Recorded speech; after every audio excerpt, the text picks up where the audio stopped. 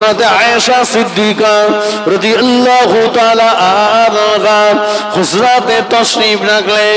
দুপুর বেলা আল্লাহ নবীকে পেয়ে আল্লাহ নবীর বিবি আমাদের আম্মা জান আয়েশা সিদ্দিকা রাদিয়াল্লাহু তাআলা আনহা আল্লাহ নবীর মুখটার দিকে চেয়ে বললেন, ইয়া রাসূলুল্লাহ হাবিবাল্লাহ, ইয়া রাসূলুল্লাহ হাবিবাল্লাহ, হুজুর আপনি যখন দুপুর বেলাতে আমি আয়েশা আমার ঘরেতে এসেছেন, আমি আমার পা দুটোকে লম্বা করে বসে গেলাম, আপনি আমার উরুর উপরে মাথা রেখে শয়ন করুন। আল্লাহ নবীর বিবি আমাদের আম্মা জান আয়েশা সিদ্দিকা রাদিয়াল্লাহু তাআলা আনহা পা দুটোকে লম্বা করে বসে গেলেন। আল্লাহ নবী আমাদের আম্মা জানের উরুর উপরে মাথা রেখে শুয়ে পড়লেন।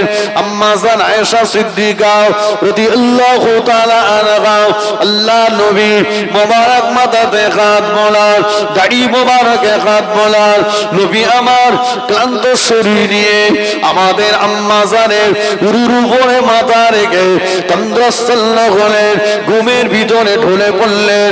আম্মা জান আয়েশা সিদ্দিকা রাদিয়াল্লাহু তাআলা আনহা আল্লাহ নবীর নূরের বদনের দিকে চেয়ে আল্লাহ নবীর মোবারক শরীরের দিকে চেয়ে আমাদের আম্মা জান ঝরঝর ঝরঝর করে কাঁদতে লাগলেন। আম্মা জানের ফোঁটা চোখের পানি আল্লাহ নবীর চেহারা মোবারকে পড়ে গেল।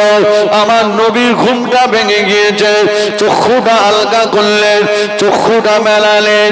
ও বিবি আয়েশা, আমি রাসূলুল্লাহ তোমার উরুর উপরে মাথা রেখে শয়ন করেছি, তোমার পায়ে কি যন্ত্রণা হয়, তোমার কি কষ্ট হয় বলো না আয়েশা, এজন্য কি তোমার চোখ দিয়ে পানির টোসা গড়িয়ে যায়?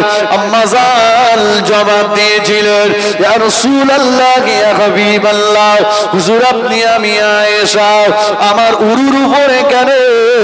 আপনি যদি আমি আয়েশা আমার কলিজার উপরে মাথা দিয়ে শুয়ে থাকতে, আপনার মোবারক মাথার চাপে আমি আয়েশা আমার কলিজাটাও যদি ফেটে চৌচির হয়ে যেত, আয়েশা একটা বারের জন্য আহা উহু করত না।